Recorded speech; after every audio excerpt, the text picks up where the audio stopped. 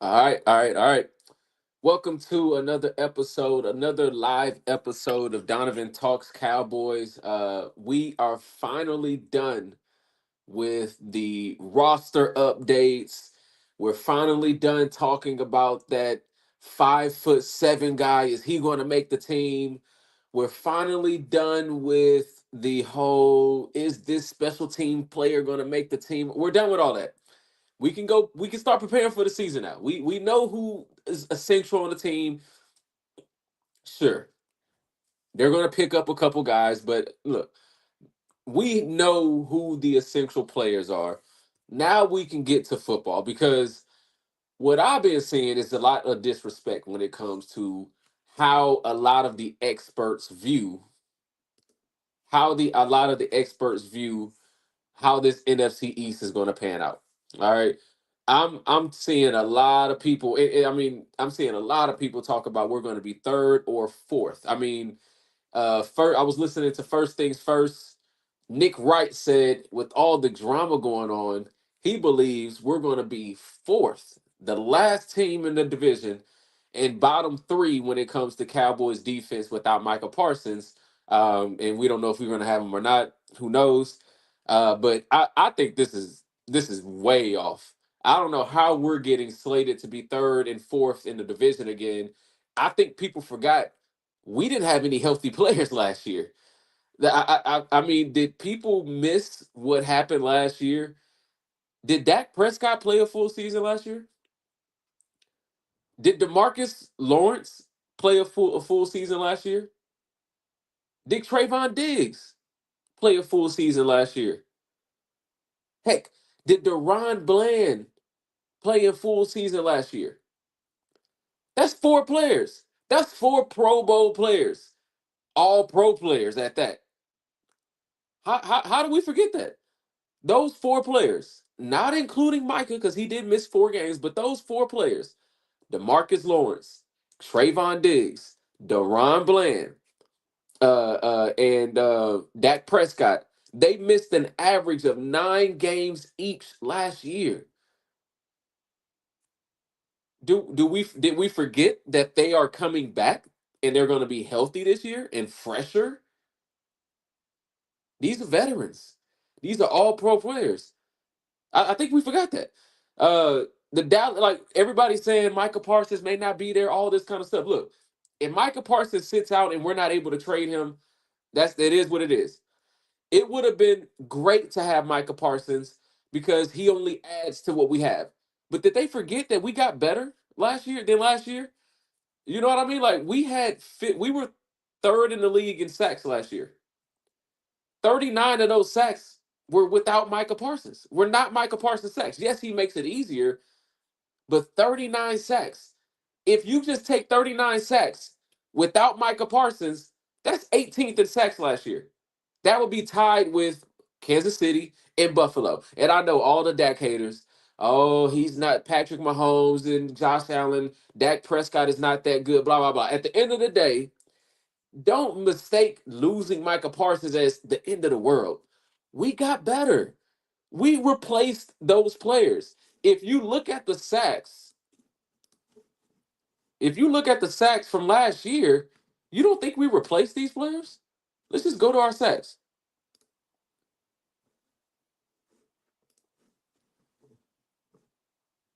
Let's go to the Cowboy sacks. We're talking about dudes that some dudes are not even on the team right now.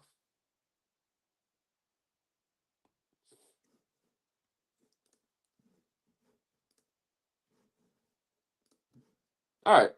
So we have Micah Parsons. He led the way, 12 sacks. Chauncey Golston. Chauncey Golston signed with the I can't remember. I think he signed with the Giants. Signed with the Giants. 3-year player.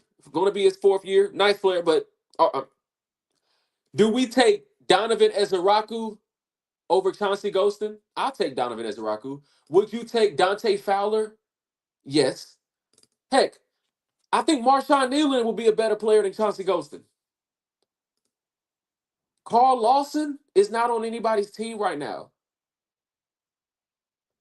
Our fourth leading sack leader was Donovan Overshown, a linebacker, an inside linebacker. And then we have Osa at DT. We got safeties. We got Demarcus Lawrence, who missed multiple games, a lot of games last year. We replaced these guys. We have better players now. We have better players than Chauncey Golston, no disrespect. Carl Lawson, no disrespect. We have better players than DeMar. We don't have a better than DeMarcus Lawrence. We don't have that. But we do have Solomon Thomas. Solomon Thomas is a good player. He's a good veteran. He's going to replace that veteran presence. Yes, Demarvian Overshown. He's hurt. But let's not act like Maurice Leofau is not a better player this year. He had a 1.5 sacks this year. I can give him 2.5 this year. We have better linebackers this year overall. So Cowboy fans, don't get so shocked, knocked into this. Oh, if Micah Parsons doesn't play and all this, yeah, we're gonna miss him. But our team is better overall. Let's look at our depth chart. We have a good old line this year. I'm excited about our offensive line. I'm excited. Tyler Guyton, Nate Thomas, whichever one of those play, they're going to be better than what we had last year because Tyler Guyton is going to be better. And I believe Nate Thomas is pretty good. I think he's fine. I think he's going to be okay. And we have tight ends to help. Like we shouldn't be a tackle from being good. We're okay there because we have all pro Tyler Smith. We have Cooper Beebe, who's pretty good. He's your center. All right. He's mostly helping out or he's getting help from the guard. He's usually not going to be one-on-one. He's fine. I like Cooper. He's okay. He gets down, he gets beat sometimes, but I can deal with that. We have Tyler Booker. At the very least, we know Tyler Booker is not going to get bullied. At the very least, he's not getting bullied. We know that. And then we have veteran Terrence Steele. We're not getting dominated on the D line, on the O line this year because of Tyler Booker. That addition makes us better. Oh, did people forget? We have George Pickens on the team now. So when people start saying the Cowboys are going to finish third, you know what they're saying? They're saying our quarterback is just not as good as the two quarterbacks above him in the Eagles in Washington. That's what they're saying. When everybody says the Cowboys are going to finish third in division, some teams are saying fourth. And the only guy that said that was the Nick Wright because he says he feels like everything with the Micah Parsons is just so bad. But a lot of people have us finishing third. And they're saying because they feel like the quarterback in Washington and the quarterback for Philly is better than our quarterback, Dak Prescott. I ain't even going to say them dudes' name. They think they're better than Dak Prescott. When overall, and when you look at careers, even though the quarterback in Washington is younger, you cannot tell me that Jalen Hurts has put up a better career than Dak Prescott. He's just had better teams. And let's just call it what it is. He plays better in those moments. I'll give him that. But I also feel like he has better teams. I don't think Dak is incapable. I think Dak shows up. I just think Dak plays with a team that is always got something crazy going on, and they just don't show up as a team in those moments. And I will say Dak Prescott is not Patrick Mahomes. He's not going to be the one to outplay everybody. But there's only one Patrick Mahomes. Everybody else is in the same bucket outside of that. Everybody else is in the same bucket. The Cowboys are going to be with Washington and with Philly when it comes to battling for that number one spot. I'm not willing to say either one of those teams are just so much better than the other. I'm not willing to say either one of those teams are just so much better than the other.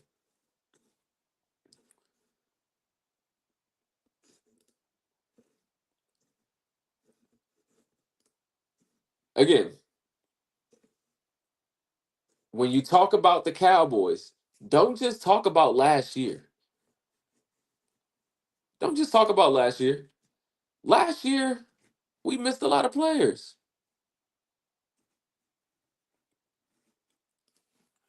We were missing a lot of players. That's all it was. Don't talk about last year. Talk about this year. Talk about the year where we're going to be healthy. We got a healthy Dak Prescott. We got a healthy CeeDee Lamb. We got healthy running backs. They say Javonte Williams is pretty good when he's healthy. We got George Pickens, healthy, hungry. George Pickens understands, hey, I may have to make a decision after this year. It may be a money decision versus a head decision. But either way, George Pickens got to play hard, right? Either way, he has to play hard, right? And if I'm George Pickens, hopefully he makes the head decision, which is I can make more money in Dallas, regardless of what I see outside of Dallas. Dallas may be willing to only pay me top 15, top 20 money, but I know overall I'm going to make more money in this city than I can anywhere else outside. I can make way more money with this team. So George Pickens is going to be playing his butt off to make to do something with the Cowboys. And winning only makes everybody else more money, right? So you got all that going. You got Tyler Smith, who's going to be looking to make big money. He can't fall off this year. You got the Cooper BB's going to want to make money. You got Tyler Booker. You got Terrence Steele. You got Tyler Guyton, who can't have another off year. Why can't the Cowboys win the NFC East? Trayvon Diggs, Deron Bland. These guys are coming back. These are all pro players. Are we going to really match up talent for talent and say the Cowboys don't match up talent for talent with Washington and with Philly? So what they're saying is that quarterback in Philly, that quarterback in Washington, they're better than our quarterback, Dak Prescott. That's what they're saying. That's what they're saying. Because everything else, 39 sacks without Micah Parsons, that still makes you top 20. We're going to have 30 more than 39 sacks this year. I guarantee you that. Dante Fowler, Donovan Ezeraku, James Houston.